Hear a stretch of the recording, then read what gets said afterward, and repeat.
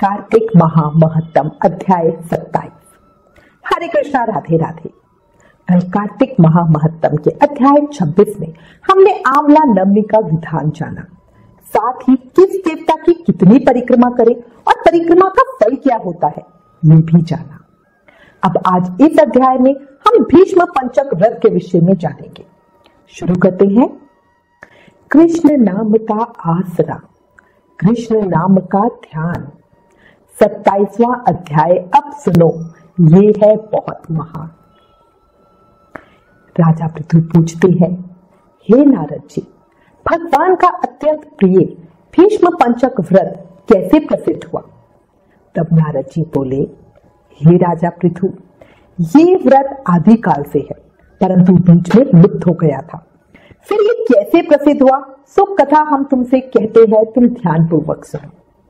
श्री कृष्ण जी ने भीष्म जी से इस व्रत का वृतांत कहा था। तब सर्वप्रथम भीष्म जी ने इस व्रत को किया था।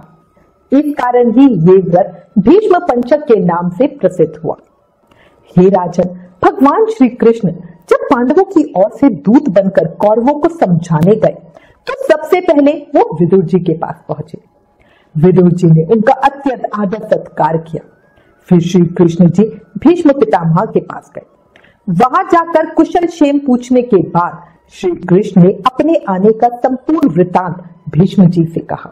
तब भीष्म जी कहने लगे, हे भगवान, त्रिलोकीनाथ होते हुए भी आप पांडवों की ओर से ही दूत बनकर क्यों आए हैं?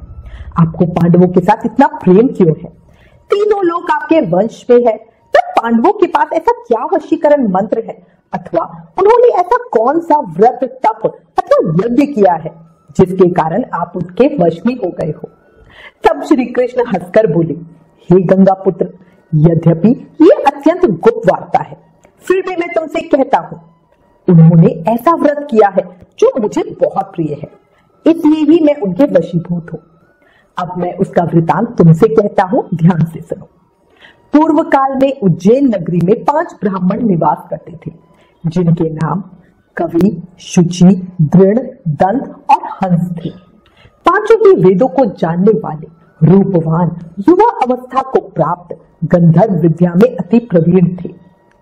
वे अनेक देशों में घूमते फिरते तथा अपनी गान विद्या का प्रदर्शन करते हुए खूब धन प्राप्त कर रहे थे।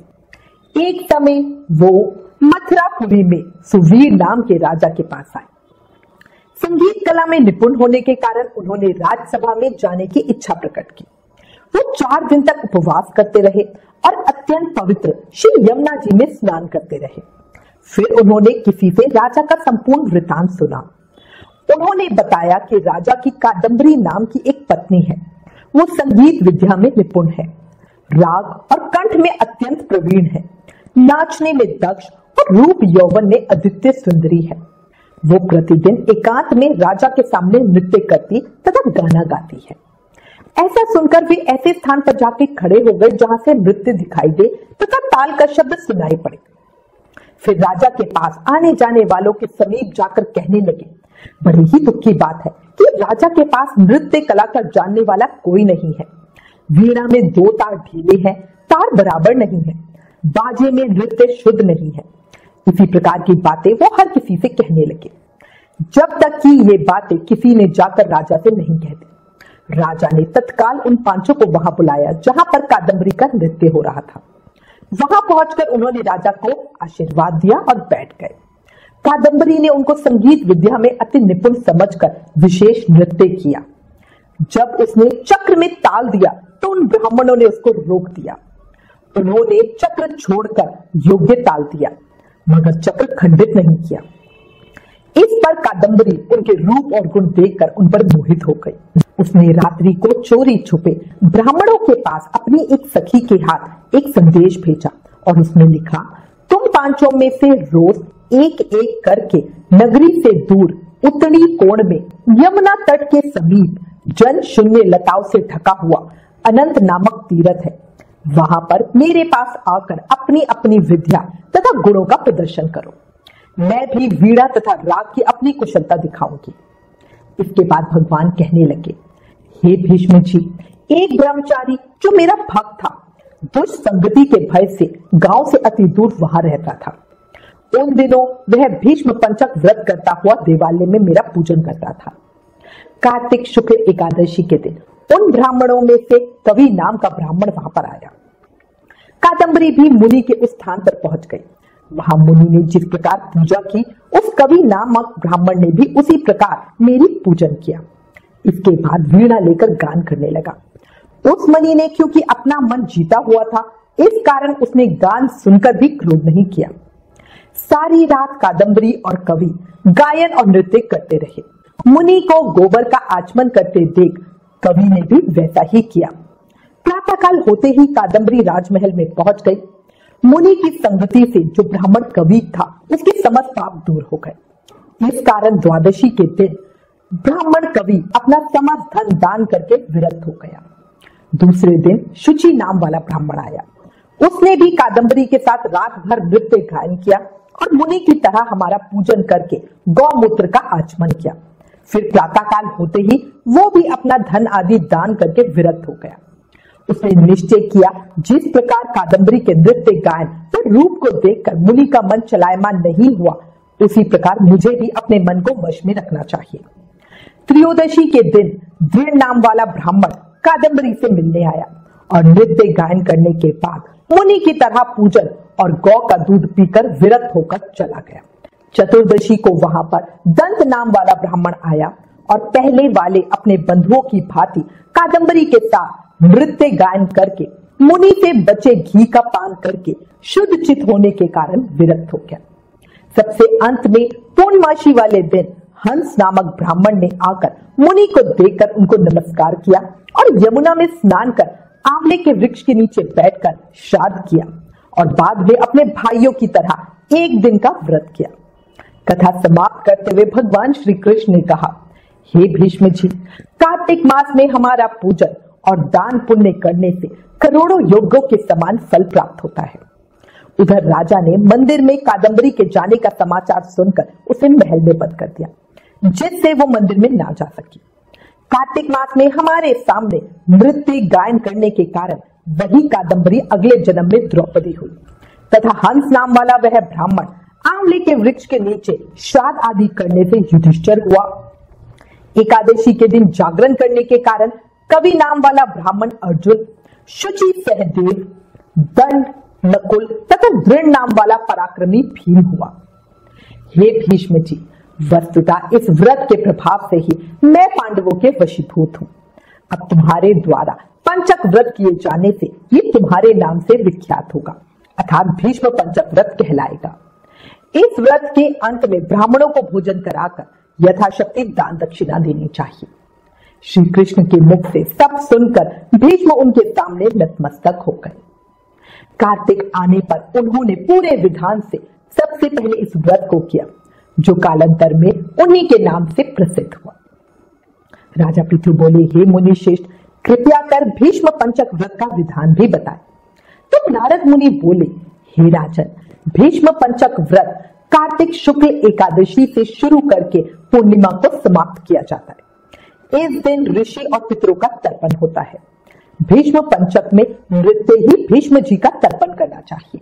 वसु के अवतार शांतनु के पुत्र चंद्रवंश में उत्पन्न व्यर्थप्रात गोत्र संस्कृत प्रवर वाले संतति रहित गंगा के पुत्र सत्यव्रती आजन्मा ब्रह्मचारी भीष्म जी का तर्पण करने से संपूर्ण वर्ष के पाप नष्ट हो जाते हैं।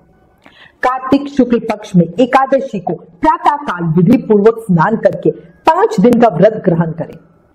बाणशैया पे सोए हुए महात्मा भीष्म ने राजधर्म, मोक्ष धर्म और दान धर्म का वर्णन किया, जिसे पांडवों के साथ भगवान श्री कृष्ण ने भी सुना। तब प्रसन्न होकर भगवान वासुदेव ने कहा, भीष्म तुम धन्य हो, धन्य हो, तुमने धर्मों का स्वरूप अच्छी तरह श्रवण कराया है। कार्तिक की एकादशी को तुमने जल के लिए याचना की और अर्जुन ने बाण के वेग से गंगा जल प्रस्तुत किया, जिससे तुम्हारा तन मन प्राण संतुष्ट हुए। इसलिए आज से लेकर पूर्णिमा तक तुम्हें सब लोग अर्धदान से तृप्त करें और मुझको संतुष्ट करने वाले इस भीष्म पंचक नामक व्रत का पालन प्रतिवर्ष करते रहे। जो मनुष्य पुत्र की कामना से स्त्री सहित भीष्म पंचक व्रत का पालन करता है, वो 1 साल के भीतर ही पुत्र प्राप्त करता है। जो भीष्म पंचक व्रत का पालन करते हैं उनके द्वारा सब प्रकार के शुभ कृत्यों का पालन हो जाता है। महापुण्यमय व्रत का महापातकों का नाश करने वाला है, अतः मनुष्यों को कृतन पूर्वक इसका अनुष्ठान करना ही चाहिए। इस समय भीष्म जी के लिए जलदान और अर्धदान विशेष यत्न के साथ करने चाहिए। भीष्म जी को अर्धदान करते समय बोले, जिनका व्याधपद गोत्र और संस्कृत प्रवर है उन पुत्र रहित भीष्म वर्मा को मैं ये जल देता हूँ। वसुओं के अवतार शांतनु के पुत्र अजन्मा ब्रह्मचारी भीष्म को मैं ये अर्घ देता हूँ। पंचगव्य चंदन का जल, चंदन, गंध और कुमकुम के द्वारा भक्ति पूर्वक सर्व पापहारी श्री हरि का पूजन करें। कपूर और खस मिले हुए कुमकुम से भगवान गरुड़ ध्वज के अंगों में लेप करें। सुंदर पुष्प और गंध धूप आदि से भगवान की अर्चना करें। भगवान श्री हरि की प्रसन्नता के लिए भक्ति पूर्वक घी मिलाया हुआ गूगल जलाएं। 5 दिनों तक भगवान के समीप दिन रात दीपक जलता रहे। देवादिदेव भगवान के लिए उत्तम से उत्तम नैवेद्य निवेदन करें। इस प्रकार भगवान की पूजा अर्चना ध्यान और नमस्कार के बाद ओम नमो वासुदेवाय इस मंत्र का जाप करें। फिर घी मिलाए हुए तिल, चावल और जौ आदि से हवन करें। इसके बाद साय संध्या करके भगवान विष्णु को प्रणाम करें तथा पूर्वक मंत्र जप कर पृथ्वी पर शयन करें। भक्ति पूर्वक भगवान में ही मन को लगाएं। व्रत के समय बुद्धिमान पुरुष ब्रह्मचार्य का पालन करते हुए पाप पूर्ण विचार तथा पाप के कारणभूत मैथुन का परित्याग करें। शाकाहार तथा मुनियों के अन्न से निर्वाह करते हुए सदा भगवान विष्णु के पूजन में तत्पर रहे। रात्रि में पंचगव्य लेकर भोजन करें। इस प्रकार भली भांति व्रत को समाप्त करें। ऐसा करने से मनुष्य शास्त्रोक्त फल को पाता है। स्त्रियों को अपने पति की आज्ञा लेकर पुण्य की वृद्धि करनी चाहिए। विधवाओं को भी मोक्ष सुख की वृद्धि के लिए व्रत का अनुष्ठान करना चाहिए।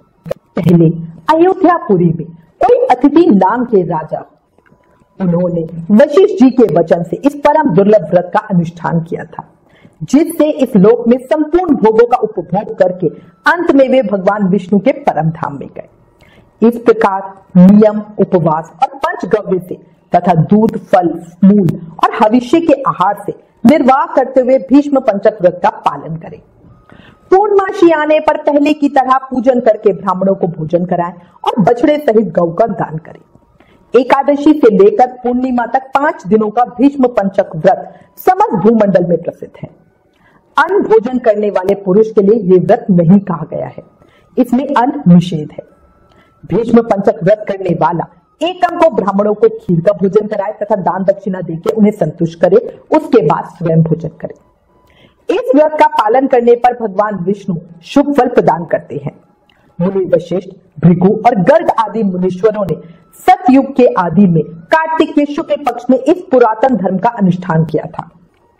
राजा अम्बरीश ने भी त्रेता आदि युगों में इस व्रत का पालन किया था। ब्राह्मणों ने ब्रह्मचार्य का पालन जप तथा हवन कर्म आदि के द्वारा और क्षत्रियों और वैश्यों ने सत्य, शौच आदि के पालन द्वारा इस व्रत का अनुष्ठान किया था। सत्यहीन मूढ़ मनुष्यों के लिए इस व्रत का अनुष्ठान असंभव है। जो इस व्रत को पूरा कर लेता है उसने मानो सब कुछ कर लिया। जो भगवान के मंदिर में गान करते हैं वे साक्षात विष्णु रूप बनते हैं। कलयुग में किए हुए यज्ञ, दान और तप भक्ति से युक्त होने पर ही जगत गुरु भगवान को संतोष देने वाले होते हैं।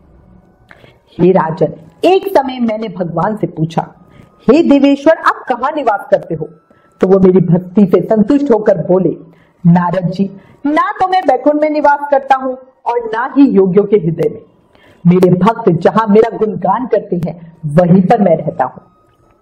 यदि मनुष्य गंध, पुष्प आदि के द्वारा मेरे भक्तों का पूजन करते हैं तो उससे मुझे जितनी अधिक प्रसन्नता होती है उतनी स्वयं मेरी पूजा करने से भी नहीं होती। जो मूर्ख मानव मेरी पुराण कथा और मेरे भक्तों का गान सुनकर निंदा करते हैं वे मेरे द्वेष के पात्र होते हैं। जो मनुष्य भक्ति पूर्वक इस कार्तिक महत्तम का पाठ करता, सुनता और सुनकर हृदय में धारण करता है वह सब पापों से मुक्त होकर भगवान विष्णु के लोक में जाता है। इस महात्म का श्रवण करने मात्र से ही धन, धान्य, यश, पुत्र, आयु और आरोग्यता प्राप्त होती है। कार्तिक महामहत्तम 27वां अध्याय समाप्त। कल कार्तिक महात्म के अगले अध्याय को सुनेंगे। आज इस अध्याय में हमने अति फलकारी भीष्म पंचक व्रत का विधान जाना। जो लोग पूरे कार्तिक के महीने में स्नान, व्रत आदि नहीं कर पाए, वो इन अंतिम 5 दिनों का स्नान व्रत जरूर करें। याद कर लो, कलयुग केवल नाम आधारा, इसलिए ज्यादा से ज्यादा नाम जाप करो।